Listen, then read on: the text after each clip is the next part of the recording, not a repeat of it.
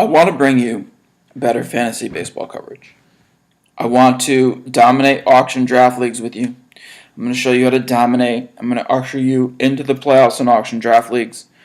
We're going to stick to a basic format, Yahoo, auction free. That's a 12 team, 10 cat, head to head. We're going to dominate those leagues. I mean, you can play all these other formats or deeper leagues, and it just brings up another thing. It's like, well, tell me about what do you think about Harrison Bader? Oh, well, he'll be good in a 15-team AL auction. I mean, it starts to get ridiculous. Like, why are you talking about deep leagues? I mean, I know there's different formats of leagues. You could have a home league that's 8, 10 teams. You could have 12 online. I mean, if you're playing 15, you're playing AL only, NL only. Like, you probably know more than I do if you're busy in NL and you're talking, you want to go that deep. And the coverage right now is frustrating because it's deep. And they're ignoring the key, which is, well, he's going inside the top 100, he's going outside the top 100. Who's in your top 100? How good is your top 100?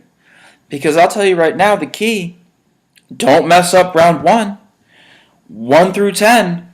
1 through 10, get them right. Get them right. And then after you get 1 through 10 right, 10 through 20, get them right. That's where the focus has to be. Who's the elite player?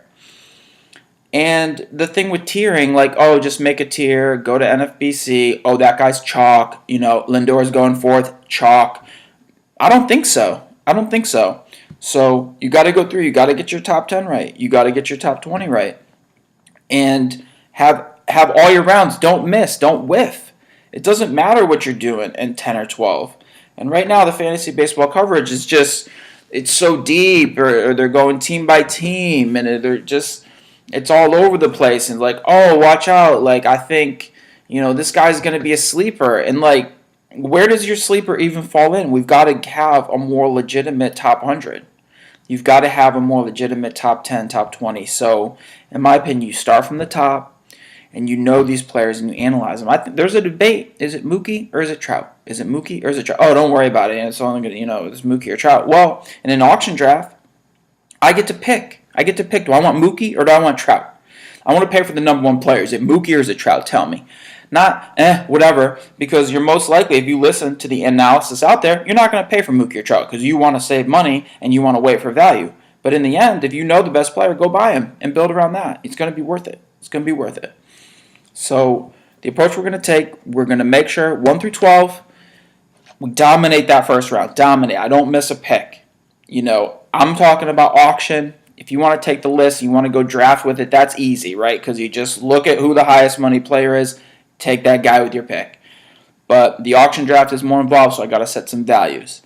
The other thing is, if you're just going to tier players, I mean, it's a cop-out. No, just make a tier. I decided at second base, all these guys are in one tier. The Villar and whoever else is around him, it's a tier. Take one of the tier.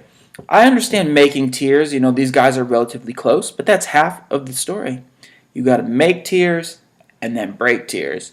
Make tiers and then break tiers. Picking the right guy in a tier and avoiding the loser in a tier is the key to winning fantasy leagues. So make a little tier, know that there's an issue there, and then go into a little bit more depth. See which player, really? So this guy actually, Villar has a little bit of power. He could be 20-40. You got to know how to make those moves. You can make tiers and break tiers. Don't just tier guys up and get lazy and then see, well, who do they like? That's not going to work.